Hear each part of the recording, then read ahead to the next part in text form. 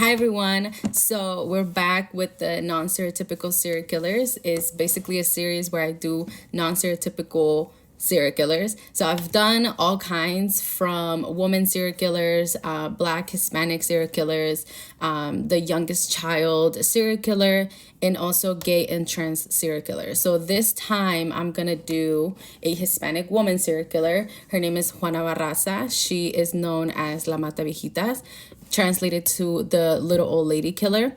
She is actually the very first Mexican woman serial killer in Mexico. So as you can imagine, it's a very iconic case. You have probably even heard of her. But anyways, we're going to talk about her. So a little bit of background. She was born December 27th, 1957 in Hidalgo, Mexico. So the day that she was born, her dad actually abandoned her and her mother and also took her brother with him. From all of that, of course, her mother and her ended up moving to Mexico City, where, of course, they were very poor, and her mom was working as a domestic worker. So her mom gets into another relationship with another man and has 2 children with this person. So Juana was actually not allowed to go to school because her stepdad believed that women didn't need to go to school in order to take care of the home. So on top of all of that, her mother becomes an alcoholic and extremely abusive. She is verbally and physically abusive to Juana, which her stepdad was actually not aware of the abuse whatsoever.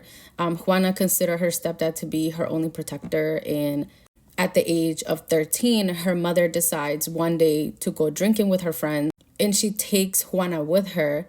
After, she gets drunk or whatever, her mother decides to exchange Juana to a random man for 3 beers. So as you can imagine, he was no saint. He tied her up from her hands and everything, raped her, and beat her up. From this abuse, she ended up getting pregnant. And so 3 months after she gave birth, she was actually rescued by her stepdad and his 2 brothers.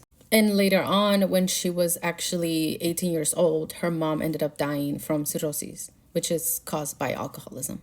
So now let's fast forward to when she's 30 years old. She decides to start her professional career as a wrestler. And her nickname is the Lady of Silence, La Dama del Silencio. And this is her actually. So after one of the fights, she ends up injuring her back.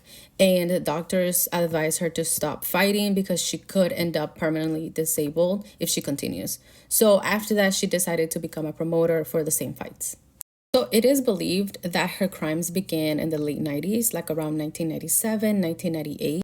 She was a domestic worker just like her mother. So usually she would go into people's house, offering her services of, cleaning the home, washing and ironing clothes for people. And this was her way of entering the home without breaking in or anything like that. Usually, the people that would be at the home, allowing her to come in and do the work around the house, were older ladies, right? And all of her victims happened to be over the age of 60. So what she would do is she would beat up her victims. She would also asphyxiate them, whether it was with her hands or with certain objects that she would find around the house. When she was done unaliving her victims, she would also rob their homes of certain stuff.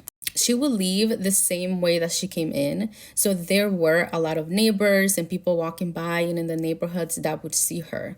The thing is, when the police would arrive and they would do the investigations and they would interview people, there was a lot of contradicting statements. Some people would describe the person as a man. Other people would describe them as tall, strong, wide back, but dressed as a woman. So for some time, they even thought that the person was a man dressed as a woman, a trans woman, or even 2 people. Maybe a woman going into the home and then letting a man in to do the killings, and stuff like that. So of course, the detectives and the investigators were very confused. Like, is it a woman? Is the person trans? Is it 2 people? And that is what caused the delay of the investigation and actually catching her.